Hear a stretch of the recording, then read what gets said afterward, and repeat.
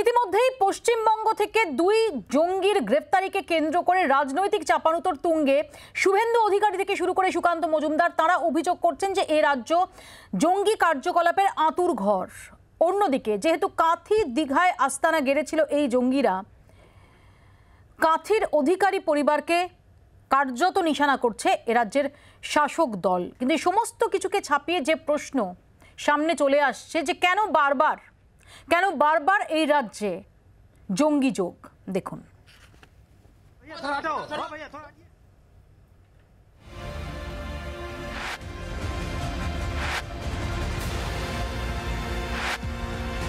চলতি বছর 1 মার্চ বেঙ্গালুরুর রামেশ্বরম ক্যাফেতে বিস্ফোরক বোঝাই ব্যাগ রেখে আসে এক দুষ্কৃতী। সেই ব্যাগে থাকা টাইম বোমা ফেটে 10 জন আহত হন।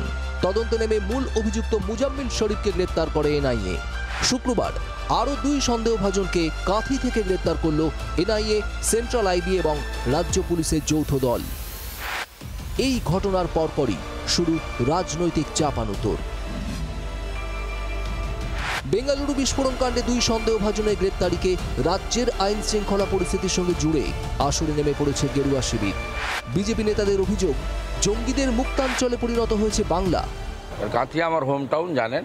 বিষয় হচ্ছে পশ্চিমবঙ্গ আন্তর্জাতিক অপরাধী জঙ্গি, তাদের একটা মুক্তাঞ্চল, এটা বারে বারে প্রমাণ হয়েছে।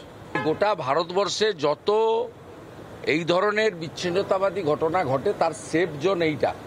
এটা সিপিএম করতো, মমতা ব্যানার্জি করছে। মমতা ব্যানার্জি নিজে দেশ বিরোধী কাজের সঙ্গে যুক্ত। দিল্লিতে রায়ট হলো, সে তো পশ্চিমবাংলার অধিবাসী। সন্ত্রাস সংসদে যে ধোঁয়া বোম ছোড়া হলো, তাতে পশ্চিমবঙ্গের কলকাতার যোগ। তার মানে কি সমস্ত উগ্রপন্থীদের এপি সেন্টার বা জন্মস্থান হয়ে যাচ্ছে হচ্ছে পশ্চিমবঙ্গ, এবং এখানে এসে লুকিয়ে যাচ্ছে আরামে। জানে পুলিশ কিছু করবে না, পুলিশকে দিদিমণির বলা আছে কিছু করা যাবে না। রাজ্যের শাসক শিবিরকে নিশানা করেন বিজেপির আইটি সেলের প্রধান অমিত মালব্য। এক্স হ্যান্ডেলে তিনি লেখেন, রামেশ্বরম ক্যাফে বিস্ফোরণের 2 সন্দেহভাজন মুসাফির হুসেন সাজিব এবং আব্দুল মতিন আহমেদ তাহাকে কলকাতা থেকে পাকড়াও করে এনআইএ। দুজনেই সম্ভবত কর্ণাটকের শিবমোগায় আইএস সেলের সদস্য। দুর্ভাগ্যবশত মমতা বন্দ্যোপাধ্যায়ের আমলে পশ্চিমবঙ্গ সন্ত্রাসবাদীদের স্বর্গরাজ্য হয়ে উঠেছে। মালব্যের অভিযোগ খারিজ করতে আসরে নামে রাজ্য পুলিশ। পশ্চিমবঙ্গ পুলিশের তরফ থেকে এক্স হ্যান্ডেলে লেখা হয়, অমিত মালব্য উল্টো দাবি করছেন।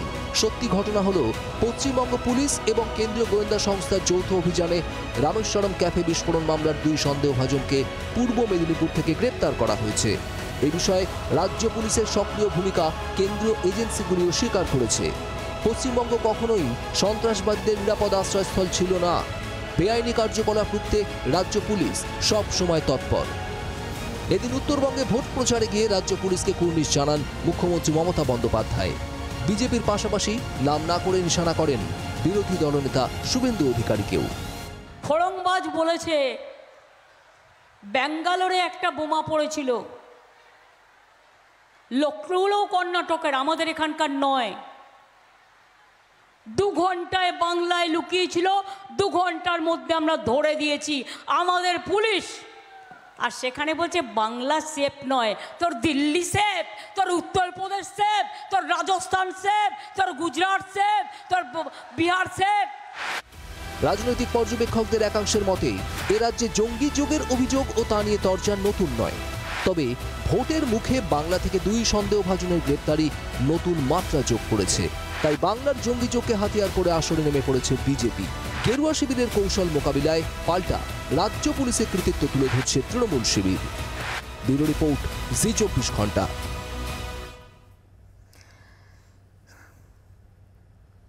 এ নিয়ে আলোচনার জন্য আমাদের সঙ্গে যারা উপস্থিত রয়েছেন তাদের সঙ্গে পরিচয় করিয়ে দিই। বিজেপির পক্ষ থেকে রয়েছেন কেয়া ঘোষ, তন্ময় ঘোষ, তৃণমূল কংগ্রেসের পক্ষ থেকে লিপিকা ঘোষ রয়েছেন, কংগ্রেসের পক্ষ থেকে সিপিআইএম এর পক্ষ থেকে অতনু চট্টোপাধ্যায় কিছুক্ষণের মধ্যেই যোগ দেবেন, এবং আমাদের সঙ্গে রয়েছেন অবসরপ্রাপ্ত সেনাকর্তা কর্নেল রাজেন্দ্র ভাদুরী। তবে শুরুতে সরাসরি চলে যাব 3টি জায়গায়, যে 3 জায়গায় ডেরা বেঁধেছিল এই 2 আইএস সন্দেহভাজন আইএস জঙ্গি।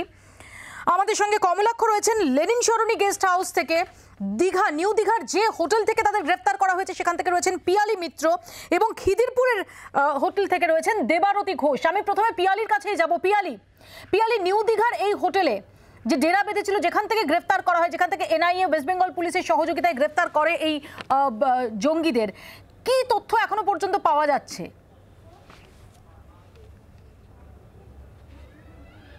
এখনো পর্যন্ত নির্দিষ্টভাবে যে তথ্য পাওয়া যাচ্ছে 10ই এপ্রিল এই দুজন তারা নিউ দীঘার যে হোটেলের সামনে এই মুহূর্তে আমি দাঁড়িয়ে রয়েছি সেই হোটেলে তারা আসে।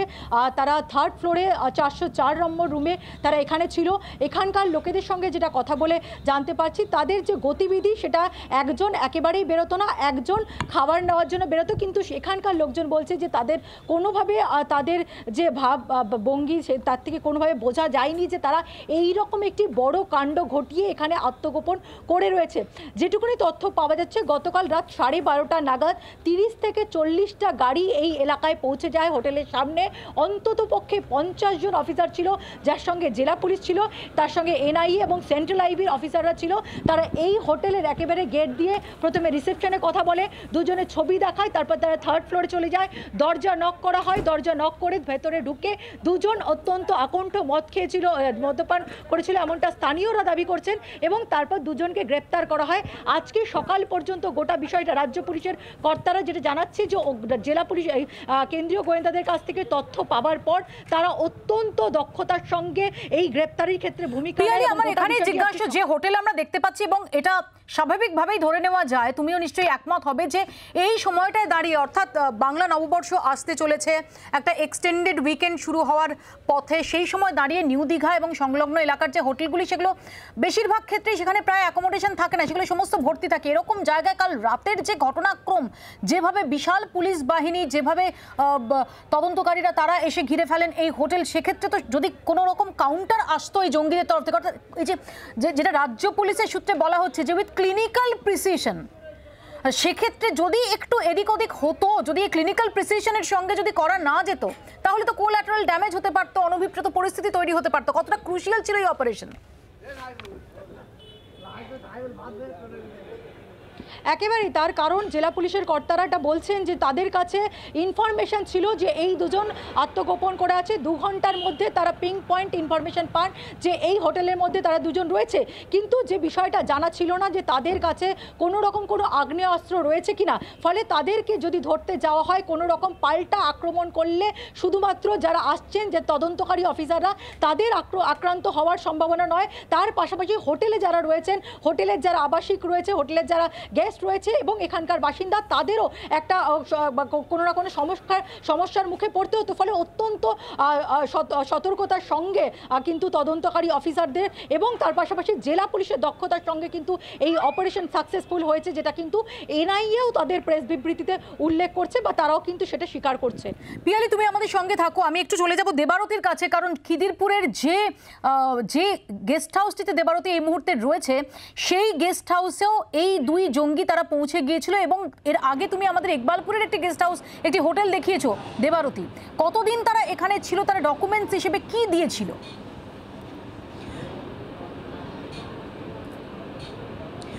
দেখো, কিছুক্ষণ আগে একদম হাঁটা পথেই দুটি গেস্ট হাউস, একটি হচ্ছে ড্রিম গেস্ট হাউস যেখানে আমি এই মুহূর্তে দাঁড়িয়ে রয়েছি, আরও একটি গেস্ট হাউস যেটা একদম ডায়মন্ড হারবার রোডের ওপরেই, সেখানেও কিন্তু এই দুই জঙ্গি তারা কিন্তু ঘর ভাড়া নিয়েছিল। সেখানে 21 তারিখ থেকে 22 তারিখ যেরকমটা গেস্ট হাউস কর্তৃপক্ষ দাবি করছে। আমাকে একটা কথা বলো, এই যে দুটো গেস্ট হাউস, যে দুটো তুমি বলছো তো হাঁটা পথেই কভার করা যায়, এখানে কি যে কেউ গিয়ে জাস্ট ওয়াক ইন, তারা গিয়ে রুমের জন্য রুম তারা চাইতে পারে, নাকি কোনো রকম রেকমেন্ডেশন বা কিছু? কারণ একই জায়গায় এত কাছাকাছি দুটো গেস্ট হাউস তারা বেছে নিয়েছিল, কি জানা যাচ্ছে? অর্থাৎ তুমি যে কেউ যদি যাই ওখানে গিয়ে একটা রুম পেয়ে যেতে পারি স্বাভাবিকভাবে, যেরকমভাবে হোটেলে হয়। দেখো, আমি এই মুহূর্তে যেটাতে দাঁড়িয়ে রয়েছি সেটা আরও ইন্টারেস্টিং। একদম ইকবালপুর থানা থেকে ঢিল ছোঁড়া দূরত্বে, 500 মিটারও হবে না তার কম দূরত্বে দাঁড়িয়ে রয়েছি। প্রথম যে গেস্ট হাউস, সেখানে কিন্তু যে কেউ যে কোনো মুহূর্তে ঢুকে পড়তে পারে, কিন্তু দ্বিতীয় যে গেস্ট হাউস অর্থাৎ ড্রিম গেস্ট হাউস যেখানে আমি এই মুহূর্তে দাঁড়িয়ে রয়েছি, সেটা কিন্তু যথেষ্ট ওয়েল মেনটেন্ড। আমরা দেখতে পাচ্ছি যে এখানে যে রেজিস্টার তারা আমাদেরকে দেখিয়েছেন, সেই রেজিস্টারে কিন্তু যাবতীয় সমস্ত কিছু উল্লেখ করতে হয়েছে, এবং তারা, আপনারা বোধহয় আধার কার্ডও নিয়েছিলেন? হ্যাঁ, আধার কার্ড নিয়েছিলাম, দুজনেরই আধার কার্ড নিয়েছি। মানে আপনাদের এখানে নিয়ম কি, যারা আসে তাদেরকে কি ডকুমেন্টস দিতেই হবে, আধার কার্ড দিতেই হবে। মানে যেরকমটা সব হ্যাঁ হোটেলে থাকে। সব হোটেলে থাকে। তারপরে আধার কার্ড নিয়ে তাদেরকে সই করতে বলে। হ্যাঁ সই করতে বলেছিলাম, সই করেছে। সই করার পরে যেরকম আমাদের পেমেন্ট হয়, অনলাইন পেমেন্ট হয় নাহলে ক্যাশ হয়, তো ওরা আমাদের ক্যাশই দিয়েছে। এবং সিসিটিভি থাকাতে চারিদিকে যেহেতু সিসিটিভি, হ্যাঁ, চারিদিকে CCTV আছে। ধরা পড়েছে। ধরা পড়েছে। আপনাদের এখানে যে কেউ আসলে মানে তাকে কি পরিচয় দিতে হবে? ধরুন যদি দুজন ছেলে এলো, তাদেরকে ওই আধার কার্ড দিলেই হবে? হ্যাঁ, কী পারপাসে এসছে পুরো ডিটেলস জানাতে হবে। তারা কি বলেছিল? ওরা হ্যাঁ, এরা বলেছিল আমরা ট্যুরিস্ট, আমরা বেড়াতে এসেছি কলকাতায়। কলকাতায় ঘুরতে। হ্যাঁ, ঘুরতে একজন এসেছি। কানাডা থেকে, একজন মহারাষ্ট্র থেকে। মহারাষ্ট্র থেকে। এবং দেখো, যেহেতু আমি আরও একবার সেই সিসিটিভিটা দেখানোর চেষ্টা করব যে এখানে 4 কোণ থেকে 4টি সিসিটিভি রয়েছে। সেই সিসিটিভিতেই কিন্তু দূর থেকে দেখা যাচ্ছিল যে এই রাস্তা থেকে, অর্থাৎ ইকবালপুর থানার দিক থেকে তারা হেঁটে এলেন, তারা হেঁটে এসে এখান দিয়ে ঢুকলেন এবং ঢুকে সেই সময় ইনি ম্যানেজার হিসেবে ছিলেন, তার কাছ থেকে চাবি নিলেন, যাবতীয় তারা দীর্ঘক্ষণ দাঁড়িয়ে পেমেন্ট করলেন, পেমেন্ট করে তারপর তারা এখানে এন্ট্রি নিলেন। 1000 টাকার একটা রুম, নন এসি রুম তারা ভাড়া নিয়েছিলেন এবং যেহেতু এই গেস্ট হাউসে খাওয়া দাওয়ার ব্যবস্থা নেই, তাই বাইরে গিয়ে খাওয়া দাওয়া করে আসতেন। এবং হোটেল কর্তৃপক্ষ জানাচ্ছে, গেস্ট হাউস কর্তৃপক্ষ, যে তাদের মধ্যে সন্দেহজনক কোনো কিছু তারা দেখতে পাননি এবং অন্যান্যরা যে এসে যেভাবে আধার কার্ড বা ভোটার আইডি কার্ড জমা দেন সেভাবেই দুটো আধার কার্ড জমা দিয়েছেন। কেউ তাদের সঙ্গে একটু জিজ্ঞেস করতে পারবে দেবারতী, যেহেতু ওরা রয়েছেন ওখানে রিসেপশনে, তাদের সঙ্গে কেউ দেখা করতে এসেছিলেন বা তারা যে বাইরে যেত শুধু খাওয়ার উদ্দেশ্যে যেত কিনা, কতটা সময় তারা ব্যয় করতো বাইরে, মোটামুটি তারা কিছু নোটিস করেছিলেন, তারা কিছু খেয়াল করেছিলেন? এটা স্বাভাবিক যে এতজন অতিথি আসেন, সবার ক্ষেত্রে হয়তো আলাদাভাবে নজর করা সম্ভব নয়, ইন কেস তারা নজর করে থাকেন।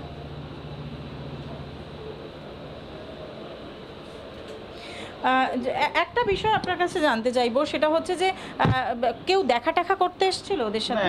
কেউ দেখা করতে আসেনি, ওরা দুজনই ছিল, দুজন বাইরে বেরোতো, খাওয়া দাওয়া করতো, আবার রুমে চলে আসতো। থাকতো বাইরে খাওয়া দাওয়ার জন্য?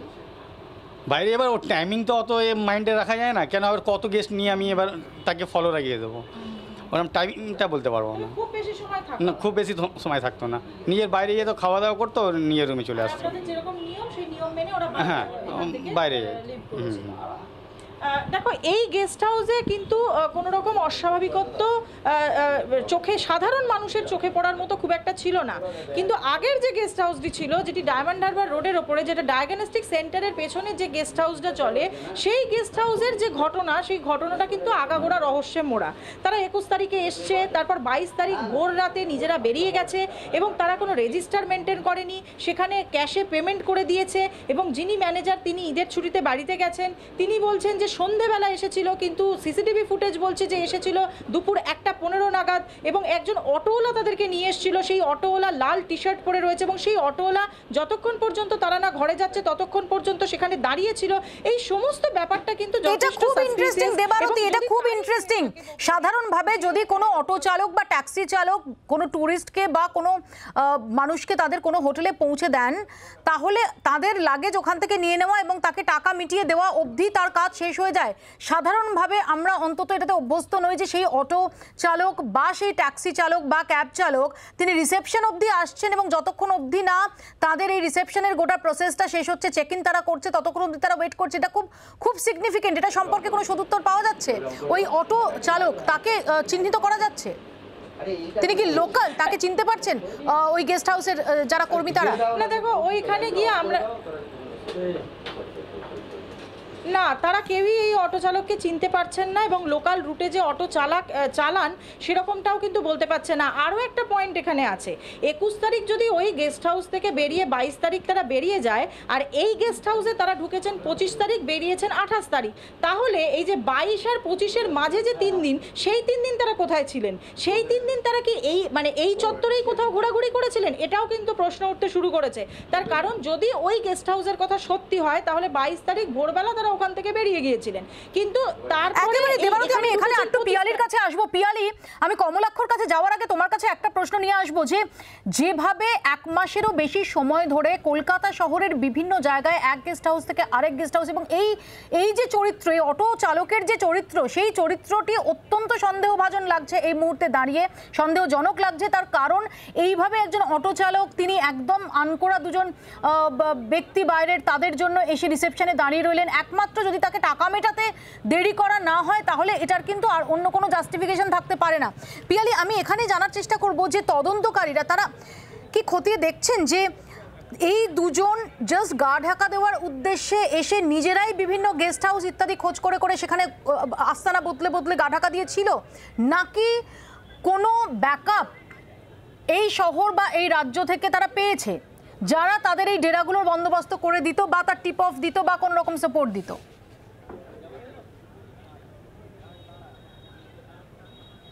এর আগে 27শে মার্চ যাকে প্রথম গ্রেপ্তার করা হয়েছিল সেই ব্যক্তি হচ্ছে এই অভিযুক্তদেরকে লজিস্টিক সাপোর্ট প্রোভাইড করেছিল যখন তারা ব্যাঙ্গালোরে বিস্ফোরণ ঘটায়। বিস্ফোরণের আগে থেকে পরবর্তী সময়, তার পরবর্তী সময় এই মোজাম্মেল শরীফকে জেরা করার পরেই কিন্তু তদন্তকারী অফিসাররা সূত্র পেয়েছিলেন যে এই দুজন এখানে এসছে।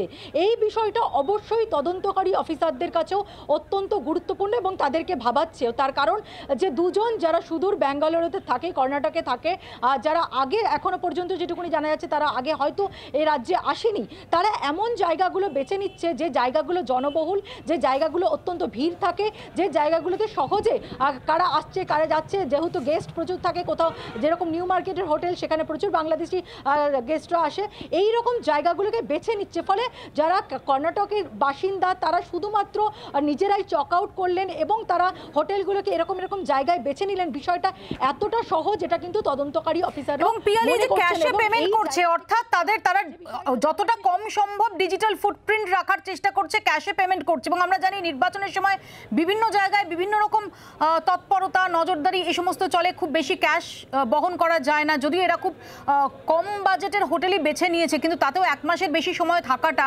কোথাও থেকে তাদের অ্যাডিশনাল সাপোর্ট আসছিল কিনা, ফিনান্সিয়াল সাপোর্ট আসছিল কিনা, কোথাও থেকে রসদ আসছিল কিনা, এই দিকটাও কি ভাবাচ্ছে তদন্তকারীদের?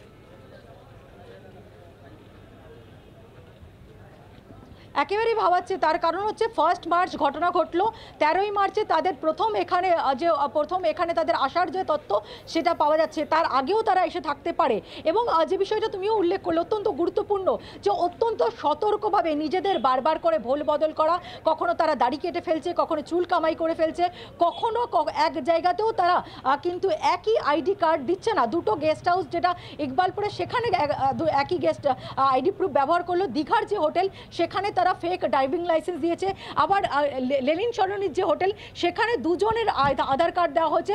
এবং এক্ষেত্রে যেটা আরও গুরুত্বপূর্ণ, যেটা তদন্তকারী অফিসারদেরও ভাবাচ্ছে, যে এই হোটেলগুলো বা গেস্ট হাউসগুলো তারা আইডি প্রুফ নেয়, কিন্তু তারা কি সেটাকে খতিয়ে পুরোটা দেখে?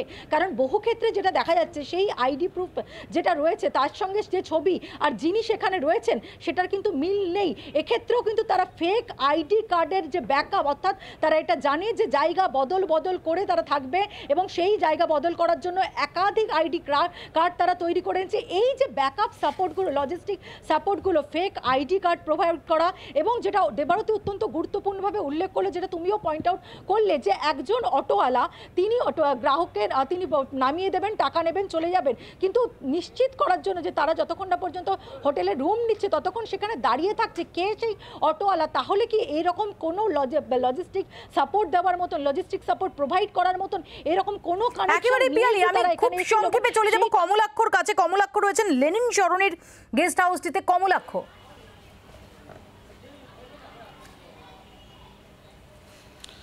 মৌপিয়া, দেখো, সমস্ত সূত্রগুলো বা তথ্যগুলো যদি এক জায়গায় করি তাহলে অন্তত একটা নতুন পয়েন্ট অবশ্যই বলতে হবে, যে 1 মার্চ বিস্ফোরণের ঘটনা, তার 27 দিন বাদে মূল অভিযুক্ত মোজাম্মেলকে গ্রেপ্তার, এবং তারপর 13ই মার্চ যদি লেনিন সরণির এই হোটেলেই প্রথম অভিযুক্তরা এসে থাকে, যদি তাই ধরে নেওয়া যায়, অন্তত আমি এই মুহূর্তে যে হোটেলে দাঁড়িয়ে রয়েছি, হোটেল প্যারাডাইস, লেনিন সরণি, ধর্মতলার একেবারে প্রাণকেন্দ্রে বলা যায়, অদূরেই নিউ মার্কেট থানা, এবং বলা যেতে পারে পায়ে হেঁটেই নিউ মার্কেট থানা, তার মধ্যেই এই লেনিন সরণির মধ্যে এমন একটি হোটেল, যে হোটেলটি আমি, তুমি বা আমরা যে কেউ যদি ধর্মতলায় এসে কোনো হোটেলের খোঁজ করি, অন্তত এই হোটেলের কথা অন্তত কেউ বলবে বলে মনে হচ্ছে না। তার কারণ একেবারে তোষ্য গলির মধ্যে, দোতলার উপরে, ছাদের উপরে এই হোটেল, এবং সেই হোটেলে 700 টাকা দিয়ে একদিনের জন্য রুম ভাড়া নেওয়া হলো, এবং ভুয়ো আধার কার্ড দেওয়া হলো। যে আধার কার্ডের যে নাম দেওয়া হয়েছে এবং তার যে ঠিকানা দেওয়া হয়েছে সমস্তটাই ভুয়ো আপাতভাবে, কিন্তু সেটাই কিন্তু স্পষ্ট হয়েছে। কখন স্পষ্ট হয়েছে? মাত্র 4 দিন আগে, যখন ক্রাইম ব্রাঞ্চ পরিচয় দিয়ে কলকাতা পুলিশ এই হোটেলে আসে এবং তার যখন রেজিস্টার চেক করে, এনআইএর যে ছবি, সেই ছবির সামনে তখন যখন হোটেল কর্মীদের দেখানো হয়, তারা তখন পরিচয়টি বুঝতে পারেন যে কিন্তু আধার কার্ডের সঙ্গে সেই পরিচয়ে কোনো রকমভাবে মিল ছিল না। তখন একমাত্র সহায় হয় ওয়েব ক্যামে যেহেতু ছবি তোলা ছিল, সেই ছবির সঙ্গে এনআইএ যে অর্থমূল্য ঘোষণা করে যে ছবি প্রকাশ করেছিল সেই ছবি হুবহু মেলে।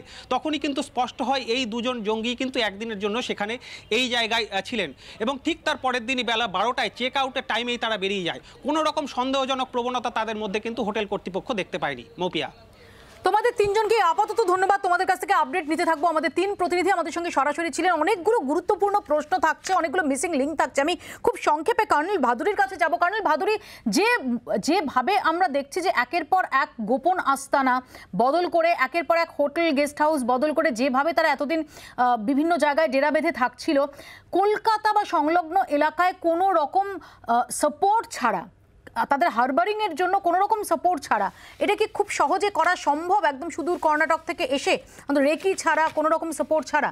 কি মনে হয়? না দেখুন, ইট ইজ নট কম্পালসারি যে লোকাল সাপোর্ট চাই। আমি নিউজ মিডিয়াতে, খবরের কাগজে এটসেট্রাতে যা পড়লাম, একজন ব্যাঙ্গালোর থেকে কর্ণাটকার আরেকটা শহরে গেল বাস ধরে, তারপরে কর্ণাটকার আরেকটা শহরে গেল বাস ধরে, তারপরে ওখান থেকে আন্ধ্রপ্রদেশে গেল আরেকটা বাস ধরে, তারপরে আন্ধ্রপ্রদেশ থেকে উড়িষ্যায় গেল, উড়িষ্যার থেকে দীঘায় এলো, আর এটসেট্রা এসে কলকাতা পৌঁছেছে। আরেকজন কর্ণাটক থেকে তামিলনাড়ু গেল, তামিলনাড়ুর থেকে উড়িষ্যা গেল, উড়িষ্যার থেকে বেঙ্গলে এসছে। তো এখন বলা যে এখন অ্যাট এভরি স্টেজ ওদের কাছে কেউ লোকাল সাপোর্ট ছিল, মানে একটুখানি আউটল্যান্ডিশ, কিন্তু আমার মনে হয় না ইট ইজ সো কোঅর্ডিনেটেড। হ্যাঁ, এরা যেহেতু এসকেপ করছিল from the place of incident in Bangalore to some other place, NIA এর যা রিপোর্ট দেখলাম, ওরা বলছিল কলকাতার থেকেও এরা অন্য একটা কোথাও জায়গায় যাচ্ছিল, তার আগে ওরা ধরা পড়েছে। তো এমন না যে ওরা কলকাতায় এসে নিজের ঘাঁটি বেঁধে এইখানে একটা দীর্ঘকাল লুকিয়ে থাকা বা এইখানে কোনো। আমি আসবো আপনার সঙ্গে আলোচনা, একটা ছোট্ট বিরতি নিতে হবে, ছোট্ট একটা বিরতির পর ফিরছি, দেখতে থাকুন আপনার রায়।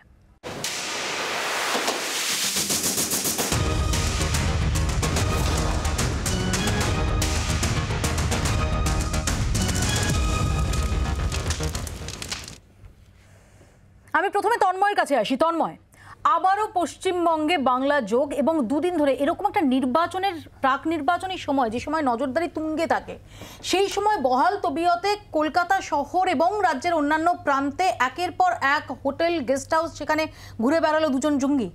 না, প্রথম কথা হচ্ছে বেঙ্গালুরুতে বিস্ফোরণ, সেই জঙ্গি এসে আশ্রয় নিচ্ছে কলকাতায়, আমি যখন আমাদের দরজায়, ঠিক আমি দুয়ারে জঙ্গি। তোমার প্রতিবেদন যখন শুরু হয়, তুমি একটা ইম্পর্টেন্ট লাইন দিয়ে শুরু করেছিলে যে এটা কি ভৌগোলিক অবস্থানের এর পিছনে একটা কারণ। নিশ্চিতভাবে গোটা দেশের যে রাজ্যগুলো ভৌগোলিকভাবে বর্ডার এলাকায় থাকে, সেইগুলোর সেখানে তো আরো বেশি করে নজরদারি থাকা দরকার। নজরদারি ছিল বলেই তো এনআইএ থেকে শুরু করে সবাই স্বীকার করছে যে আমাদের কতটা নিশ্চিন্তি যে এতদিন ধরে তারা এই রাজ্যে বাসা বেঁধে রয়েছে। না ঠিকই, ইনপুট পাওয়া গেছে, একটা ইনপুট না ঠিকই একটা ইনপুট পাওয়া গেছে। সে এখনই প্রাক্তন সেনাকর্তা বলছিলেন যে বিভিন্ন রাজ্য হয়ে এসছে, অর্থাৎ তাদের একটা গতিবিধি ছিল, সেই গতিবিধি এনআইএ সেন্ট্রালি সমস্ত আইবিকে শিক্ষা নিয়েছি। আমি তোমার এই বলছিলে না যে বাংলার যোগ, বাংলা মানেই জঙ্গির যোগ, আমি শুধু বাংলা মানেই জঙ্গির যোগ না, কিন্তু বাংলায় জঙ্গি যোগ যে হয়েছে এটা এক মিনিট আমাকে বলতে দাও। সেটা হচ্ছে 2023-এর 21শে অক্টোবর গুজরাট থেকে একজন মুদি পাক এজেন্ট হিসাবে তাকে গুজরাট পুলিশ গ্রেফতার করে। এই যে পশ্চিমবঙ্গে কিছু হলেই তোমাদের ভারত ভ্রমণ শুরু হয়ে যায়। একই জায়গায় বিশাল বাদিয়া 8ই জুলাই 2023 গ্রেফতার হয় গুজরাট থেকেই। ডিআরডিও স্পাই কেসে অ্যারেস্ট হয় মিসাইল সায়েন্টিস্ট আইএসআই গেতে, তিনি আরএসএস এ শাখাতে 14 বছর স্যাক্সোফোন বাজিয়েছিলেন। ভোপালে বিজেপির আইটি সেল মেম্বার 11 জন পাকিস্তানি স্পাই হিসাবে এটিএস তাদেরকে গ্রেপ্তার করে। তার মানে এটা এই রকম নয়, একটা দেশবিরোধী কার্যকলাপ চলছে, তাদেরকে কোথাও কোনো রকম টলারেন্স দেখানো হবে না এবং যথাযোগ্যভাবে বাংলার পুলিশ আমি একটু এনআইএর এখানে সঙ্গে কেয়ার কাছে আসবো। যৌথভাবে তদন্ত করেছে এবং ইমিডিয়েটলি গ্রেফতার করেছে, এটাকে অ্যাপ্রিশিয়েট করা উচিত। এখানে রাজনীতি না ঢুকিয়ে কেয়া আমি এখানেই আসবো। কেয়া, আমরা দেখতে পাচ্ছি যে তোমরা অভিযোগ করছো, শুভেন্দু অধিকারী তিনি দাবি করছেন বাংলা জঙ্গিদের মুক্তাঞ্চল, সুকান্ত বলছেন যে রাজ্য উগ্রপন্থীদের এপি সেন্টার।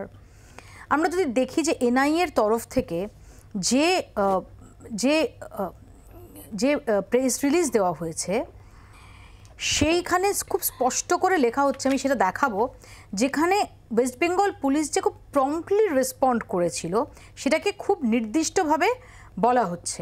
এই যে আমি পড়ছি, on finding out that the terrorist were staying in a lodge near Kolkata under assumed identities, the NIA requested the West Bengal police for securing the accused and the latter responded promptly, leading to a successful culmination of the search operation and apprehension of both terrorists. তো West Bengal police তো promptly তারা respond করেছে এবং act করেছে, এটা এনআইএর বক্তব্য। NIA প্রশংসা করেছেন, এটাই তো কাম্য। হ্যাঁ, কিন্তু অমিত মালভিয়া তিনি কি টুইট করছেন বলছি, যেটা অমিত মালভিয়া বলেছেন, আমরা আগে কি দেখেছি মৌপিয়া এই রাজ্যে ইডির মতো তদন্তকারী সংস্থাকে পেটানো হয়েছে এবং সেখানে তাদের যারা পিটিয়েছে তাদের পাশে রাজ্যের পুলিশ মন্ত্রী তথা মুখ্যমন্ত্রী দাঁড়িয়েছেন। আমরা দেখেছি ভূপতিনগরের ঘটনায় এনআইএ এর উপরে, আমি না এটা নিশ্চয়ই এই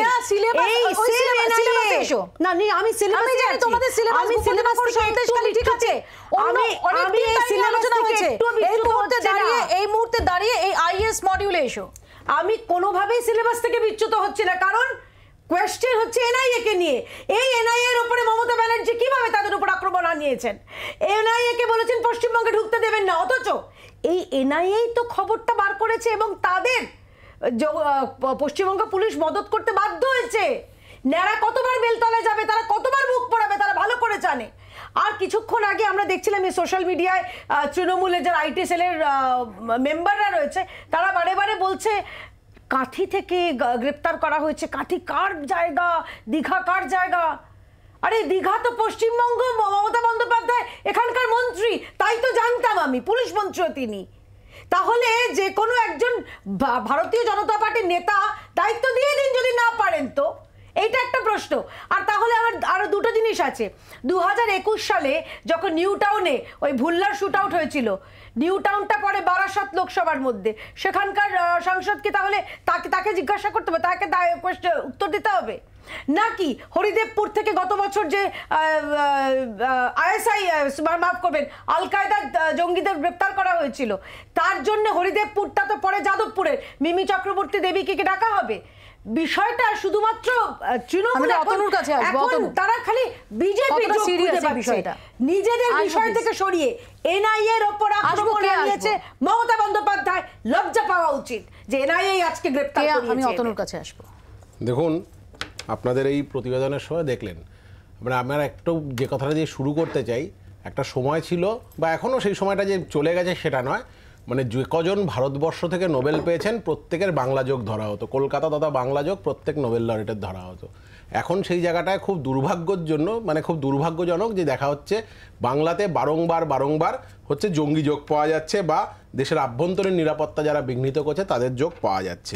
এটা ঠিক যে বাংলার ক্ষেত্রে যে বর্ডারের সমস্যা, যে পরশ বর্ডারের কথা হচ্ছে, সেটা রাক্সৌলে আছে, সেটা ইউপিতে আছে, গুজরাটে আছে, সব ক্ষেত্রে আছে, সেইগুলো তো ঠিকই। কিন্তু তারপরেও যে জিনিসগুলো আমার মনে হয় আজকে খুব চিন্তার বিষয়, দুজন লোক যাদের উপর দেশের আভ্যন্তরীণ সুরক্ষা বিঘ্ন করার অভিযোগ রয়েছে, যা সেই সন্দেহভাজন যারা, তারা 27 দিন ধরে গোটা পশ্চিমবঙ্গে লিটারালি পাহাড় থেকে সাগর তারা ঘুরে বেড়ালেন।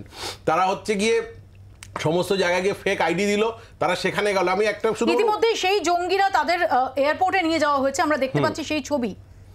29শে মার্চ খুব সম্ভবত লুকআউট নোটিশ জারি হয়েছিল। এবার লুকআউট নোটিসে এসওপিটা আছে, স্ট্যান্ডার্ড প্রসিডিং হচ্ছে এটাই, লুকআউট নোটিস ডিজি অফিসে যায়, সেখান থেকে একদম সর্বশেষ অবধি মানে একদম বিটের হাবিলদার অবধি সবাইকে পাঠানো হয়। ধরুন একজন হাবিলদারের বিট 2 কিলোমিটার, তার কাজ হচ্ছে রাত 9টার সময় গিয়ে প্রত্যেকটা হোটেলগুলো, তার এই বিটের মধ্যে যা যা হোটেল পড়বে সেখানে গিয়ে খাতাগুলো চেক করা, সেই যে লুকআউট নোটিস তার সাথে ম্যাচ করছে এমন কোনো লোক বা সন্দেহভাজনদের সঙ্গে ম্যাচ করার লোক আছে কিনা, তাহলে সেই স্ট্যান্ডার্ড প্রসিডিওরটা মানা হলো না।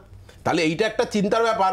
আজকে দুজনকে ধরা গেল, আমি একদম নির্দিষ্টভাবে বলছি কোন রাজ্যের পুলিশ ধরলো কি ধরলো এটা না গিয়ে এনআইএর সাথে, কারণ এখানে তেলেঙ্গানা পুলিশ ছিল, কর্ণাটকার পুলিশ ফোর্স ছিল, কেরালার ছিল, আমাদের বাংলার পুলিশ ফোর্স যুক্ত হয়েছে। কাজেই নির্দিষ্টভাবে আমাদের মনে হয় আমাদের আগামীর দিনটা নিয়ে ভাবতে হবে আরও বেশি করে, কারণ আগামী দিন আবার যদি এরকম অবস্থা হয় যে স্ট্যান্ডার্ড প্রোটোকলগুলো মানা হলো না, তাহলে মনে হয় আমরা আগামীতে আরও বড় কোনো একটা অনিশ্চয়তার দিকে এগিয়ে যাচ্ছি। না, আমার খুব অদ্ভুত লাগছে যে পশ্চিমবঙ্গে একসময় প্রযুক্তিবিদ, বড় শিল্পী, সাহিত্যিক, ডাক্তার, ইঞ্জিনিয়ার, আমরা যেটাও বললো নোবেল লরিট আমরা দেখেছি, মানে সেইগুলো আমরা দেখেছি, পশ্চিমবঙ্গের নাম উজ্জ্বল ছিল।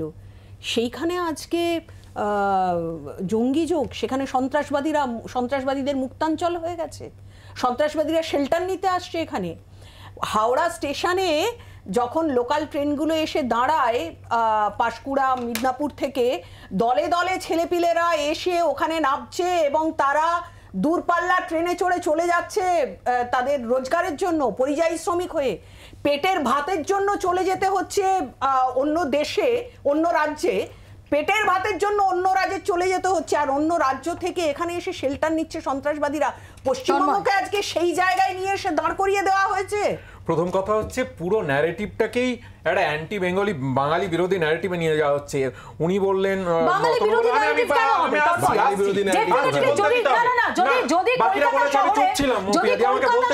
আমাদের নাকের ডগায় এরকম ভাবে একের পর এক জঙ্গি গ্রেফতারির ঘটনা বা জঙ্গি ডেরা বেঁধে থাকার ঘটনা ঘটে, সেটা এই মুহূর্তে একজন নাগরিক হিসেবে তোমায় আতঙ্কিত করে না? বাংলা বিরোধী ন্যারেটিভটা থেকে বেরো না, ন্যারেটিভ থেকে বেরো না,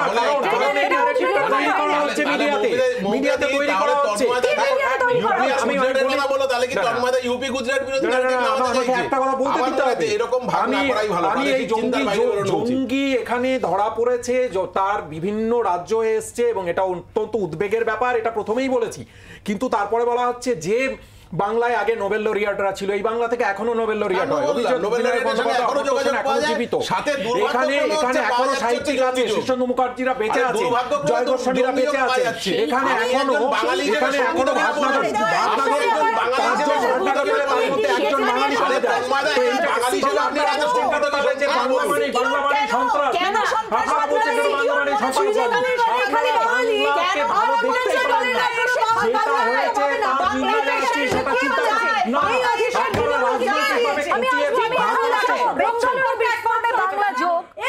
দীঘা থেকে জালে 2 সন্দেহভাজন জঙ্গি গ্রেফতারির আগে বারবার ডেরা বদল। খাস কলকাতায় আস্তানা শেষমেশ। 30 মিনিটের অপারেশনে পাকড়াও বিস্ফোরণের মাস্টারমাইন্ড আব্দুল মতিন আহমেদ তাহা এবং তার শাগরেদ মুসাফির হুসেন সাজিব।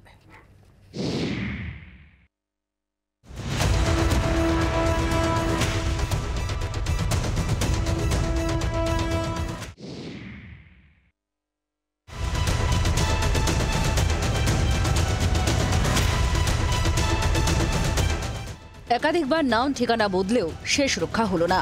বেঙ্গালুরু বিস্ফোরণ কাণ্ডে বাংলা থেকে 2 সন্দেহভাজনকে গ্রেফতার করল এনআইএ। কেন্দ্রীয় এজেন্সি ও রাজ্য পুলিশের যৌথ অভিযানে জালে ধরা পড়ল আব্দুল মতিন আহমেদ তৌহা ও মুসাফির হুসেন সাজিব। ধৃতদের থেকে একটি মোবাইল, ল্যাপটপ ও ইলেকট্রনিক ডিভাইস বাজেয়াপ্ত করা হয়েছে। রাজ্য পুলিশ সূত্রের খবর, বৃহস্পতিবার রাতে সেন্ট্রাল আইবির থেকে 2 জঙ্গি লুকিয়ে থাকার খবর পায় পূর্ব মেদিনীপুর জেলা পুলিশ। জানা যায় নিউ দীঘার একটা হোটেলে বেনামে গা ঢাকা দিয়েছে 2 সন্দেহভাজন। রাতে হোটেল ঘিরে ফেলে সাদা পোশাকের পুলিশ। প্রায় 30 মিনিটের অপারেশনে জালে ধরা পড়ে 2 জঙ্গি। ইনফরমেশন আসার সাথে সাথেই সমস্ত ওয়ার্কআউট করে 2 ঘন্টার মধ্যে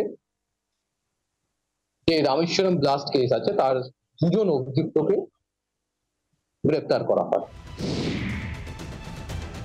বিস্ফোরণ তদন্তে উঠে আসছে ধৃতদের কলকাতা কানেকশনও। এ রাজ্যে এসে খাস কলকাতায় আস্তানা গেড়েছিল আব্দুল মতিন ও মুসাফির।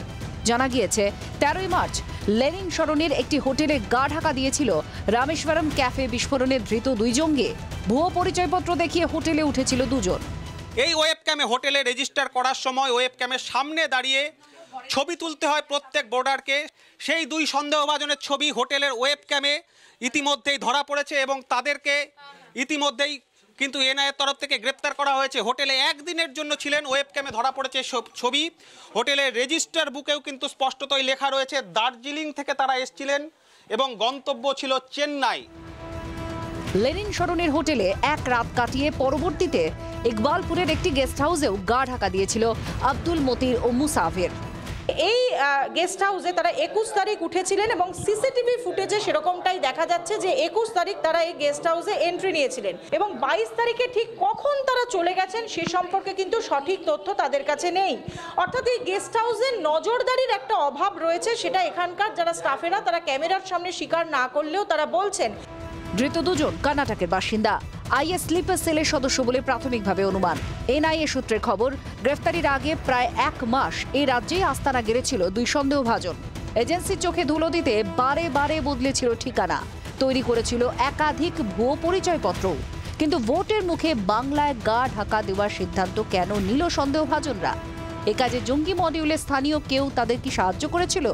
উত্তরের খোঁজে এনআইএ। ব্যুরো রিপোর্ট, জি 24 ঘন্টা। আমার এখানে প্রশ্ন তন্ময়, যে কোথাও যদি একটা নিশ্চিন্ত আশ্রয়ের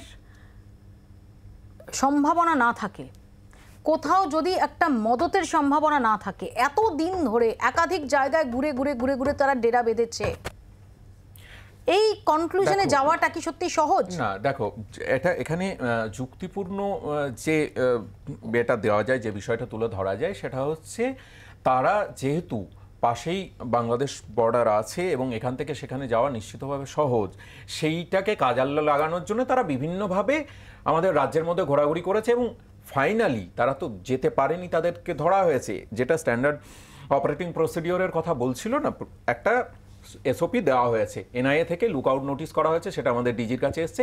একটা টেররিস্ট গ্রুপ বা চাঙ্ক অফ টেররিস্ট পিপল, তাদেরকে ধরতে গেলে, তাদের তো এক্সপার্টাইজ আছে ওটার উপর, তাদেরকে ধরতে গেলে আমাদের যে এনআইএ থেকে শুরু করে সেন্ট্রাল এজেন্সিরা আছে যারা মূলত এই জন্য বিশেষজ্ঞ, তারা তাদের মতো করে তো অ্যাডভাইসটা দিয়েছেন এবং নিয়মিতভাবে আমি জানি কে কি বলবেন, আমি বলছি, তারা নিয়মিতভাবে রাজ্য পুলিশের সঙ্গে যোগাযোগ রেখেছে। আমার এর কাছে প্রশ্ন, কেয়া, যেটা রাজ্য পুলিশের শীর্ষ মহল থেকেও যেটা জানা যাচ্ছে, যে সত্যি আমি যেটা বললাম, যে যেভাবে হোটেলেই অপারেশনটা চালানো হয়েছে এবং খুবই ঝুঁকিপূর্ণ একটা, বিকজ এরা জঙ্গি, একদম নিঃসন্দেহে প্রশিক্ষিত জঙ্গি, সেখানে দাঁড়িয়ে এই যে ক্লিনিক্যাল প্রিসিশনের সঙ্গে গোটা অপারেশনটা হয়েছে, তার জন্য তো রাজ্য পুলিশকে এর যে কৃতিত্বটা সেটা দিতে হবে।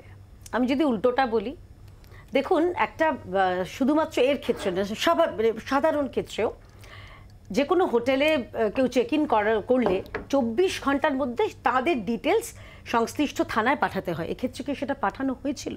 এতগুলো হোটেল, এতগুলো গেস্ট হাউসে তারা ছিল। যদি এই লুকআউট নোটিশ যখন জারি হয়ে আছে এদের জন্য, তাহলে কি পৌঁছেছিল? উত্তর হলো পৌঁছয়নি। যদি পৌঁছতো, অন্তত প্রায় 25 থেকে 27 দিন লাগতো না এদেরকে ইভেনচুয়ালি গ্রেপ্তার হতে, প্রথম। দ্বিতীয় হচ্ছে, বিভিন্ন সংবাদ মাধ্যম থেকে শুনতে পাচ্ছি যে হোটেলের এক কর্মী বলেছেন যে রেজিস্ট্রারের একটা পাতা নাকি ছেঁড়া হয়েছিল। যদি সেটাও হয়ে থাকে, তাহলে কি থানায় অভিযোগ জানানো হয়েছিল যে কী কারণে? এটা তো খুব সন্দেহজনক যে হঠাৎ করে রেজিস্ট্রারের একটা পাতা কেউ ছিঁড়ে নিচ্ছে, তাহলে কি কিছু লুকোনোর জন্যে? তো এই প্রশ্নগুলো তো আসছে এবং খুব সুন্দর আপনাদের প্রতিনিধি বলেছে, ধন্যবাদ 24 ঘন্টা এবং মৌপিয়া এবং সেই সাংবাদিককে, যে যেই জায়গাগুলোতে ওরা ব্লেন্ডিং করে যায় ঠিক সেই জায়গাগুলো বাছা হয়েছে। অর্থাৎ খিদিরপুর, লেনিন সরণি, এক্ষেত্রে বিভিন্ন হোটেলগুলোতে, হ্যাঁ, নিশ্চয়ই ব্লেন্ড করে যায়। আপনাদের প্রতিনিধি বললেন, আপনাদের প্রতিনিধি যে কথাগুলো বললেন, যাতে ওদের আইডেন্টিটিটা খুব সহজে যাতে না হয় ব্লেন্ড, যাতে একটা অন্য ভিন রাজ্য থেকে আসছেন যারা, তাদের ভাষা বাংলাদেশি হলেও তাদের ভাষা বাংলা, এবং এখানে তাদের ক্ষেত্রে সে ব্লেন্ডিং করাটা, যে ক্ষেত্রে যে কারণে তারা ট্যুরিস্ট হিসেবে এসেও কিন্তু বেশি বাইরে ঘুরতেন না, খাবার দাবার খেয়ে নিজেদের ঘরে থাকতেন, যাতে ভাষা কথা বললে তাদের বোঝা যায় যে অন্তত বাংলাদেশি নন। তো এই জায়গায় দাঁড়িয়ে পুলিশের কোথাও সন্দেহ হয়নি, বা রেজিস্টারগুলো তাহলে চেক হয়নি, বা এই যে প্রসেসটা দিকে হোটেল ব্যাঙের ছাতার মতো গজিয়ে উঠছে, সেখানে প্রত্যেকদিন এত অহরহ এত লোকজন আসছে, পুলিশ কি প্রত্যেক আবাসিকের জন্য নজরদারি করবে? এটা তো নিয়ম সম্ভব।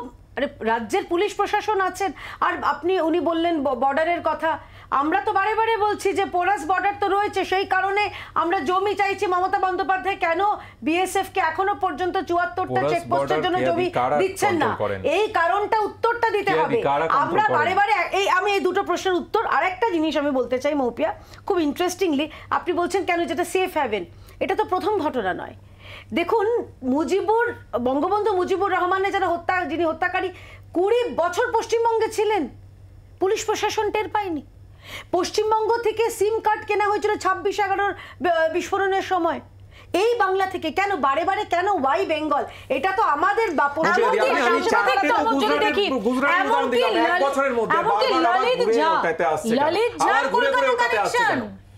সংসদে যে স্মোক ক্যানিস্টার গত 13 ডিসেম্বরের, সেই ললিত ঝারও কলকাতা কানেকশন, এই কলকাতা থেকেই সে মিশনের জন্য রওনা দিয়েছিল। ছোট্ট একটা বিরতি নেব, বিরতির পর এ প্রসঙ্গে আলোচনায় আসবে এবং আপনাদের দেখাবো যে কেন সাম্প্রতিক কালে এই যে বারবার বলা হচ্ছে যে কোথাও কি পশ্চিমবঙ্গ সেফ হাভেন হয়ে উঠছে জঙ্গিদের জন্য, কেন দেখাবো ছোট্ট একটা বিরতির পর। দেখতে থাকুন আপনারা।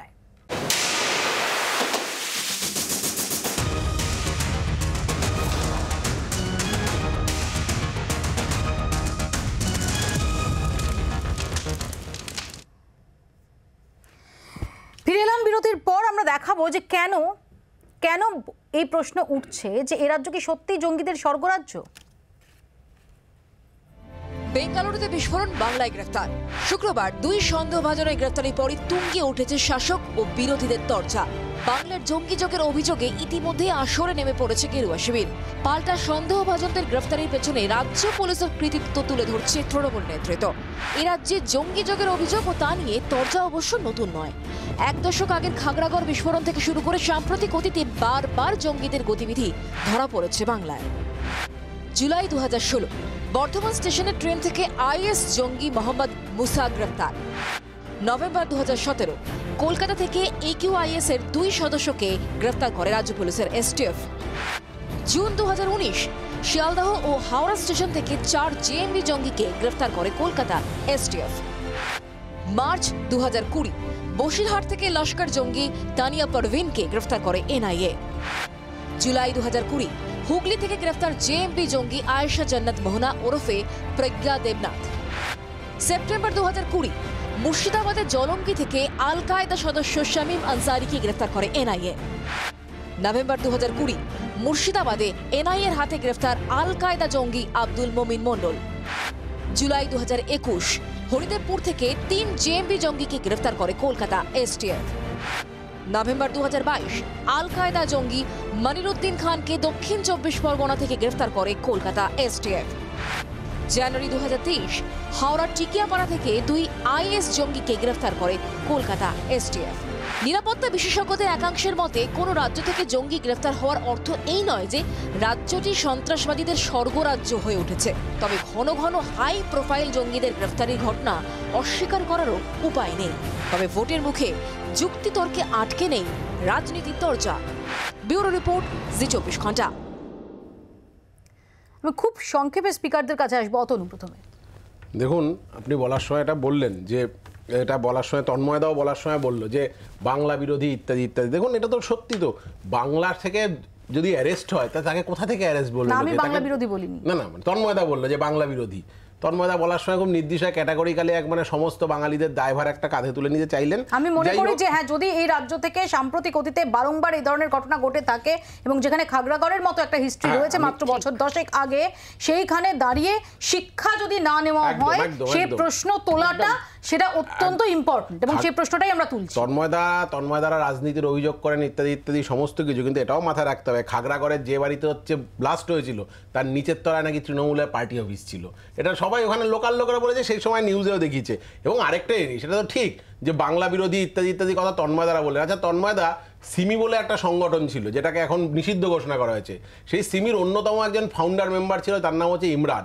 তাকে রাজ্যসভায় কারা পাঠিয়েছিল?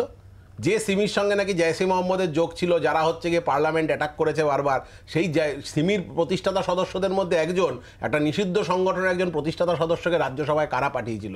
আজকে যদি আপনারা বলেন যে জঙ্গি যোগের কথা বলে বারে বারে বাংলাকে বিপন্ন করা হচ্ছে, তাহলে বাংলার নাম সবার আগে ডুবিয়েছে। কথা হচ্ছে যে কোনো মূল্যে, আমি আগেও বলেছি যে জাতীয় সুরক্ষা সর্বোচ্চ প্রায়োরিটি পাবে, গুরুত্ব পাবে, এবং সেক্ষেত্রে বাংলা যোগের প্রশ্নই উঠছে না। বাংলাতে নিশ্চিতভাবে আমরা রাজ্য পুলিশকে ধন্যবাদ জানাই যে তারা এনআইএর সঙ্গে একসঙ্গে তেলেঙ্গানা পুলিশ, কর্ণাটক পুলিশ, কেরালা পুলিশকেও বলুন, সবাই ছিল করেছে। তাদের রাজ্য থেকে নিশ্চয় তাদের প্রতিনিধিরা বলবেন, আমি আমার রাজ্যের কথা বলছি। প্রাদেশিক চিন্তা ভাবনা ছড়াবেন, প্রাদেশিক চিন্তা ভাবনার কোনো প্রাদেশিক চিন্তা ভাবনার প্রশ্ন নেই, এইভাবে ঘুরিয়ে দিলে হবে না। আর দ্বিতীয় কথা হচ্ছে কার জঙ্গি যোগ আছে এইভাবে বলা যায় না, কারণ আমি 4টে কেস প্রথম ওপেনিং স্টেটমেন্টে বলেছিলাম, 4টে কেসই হচ্ছে অন্য রাজ্য থেকে লাস্ট ইয়ারে হয়েছে। আর যেখানে মবিয়াদি তুমি বলছো যে গত 10 বছর আগের, একটা নিশ্চিতভাবে আমাদের আরো সতর্ক হওয়ার প্রয়োজন আছে। লিপিকা